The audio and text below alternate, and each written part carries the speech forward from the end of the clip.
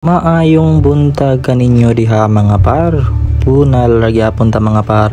Today is Sunday mga par no. So magluto na pud ta og nangka mga par. As you can see, paborito na to ning nangka mga par no. So gagisa na ta diri mga panakot mga par, ahos, bombay, luya og butangan na tog sili mga par para musipa-sipa pug gamay ang kahalang. So ato nang isunod ang atong nilapuan nga nangka mga par no. So pinalit na to ning nangka mga par ito sa terminal sa bus dito sa Dipolog City mga par. So tabo man ito gahapon, so nakapalit ani mga par. So ato nang isunod ang ato ang ikaduhang ni pinugan sa lubi mga par no. So naisunod na nato ang tanglad mga par. So pabukalan sa nato ning mga pila ka minuto mga par.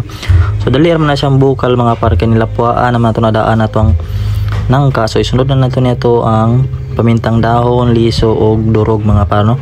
Na hinaya lang nyo na pag-ukay mga par, kay aron dili na mga dugmok mga par.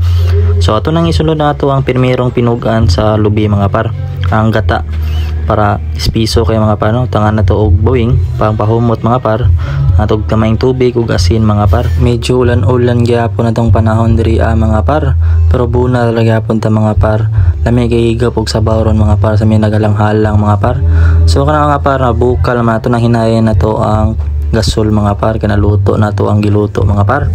So ato na ning tilawan mga par kung lami ba na to ang tirada dali mga par.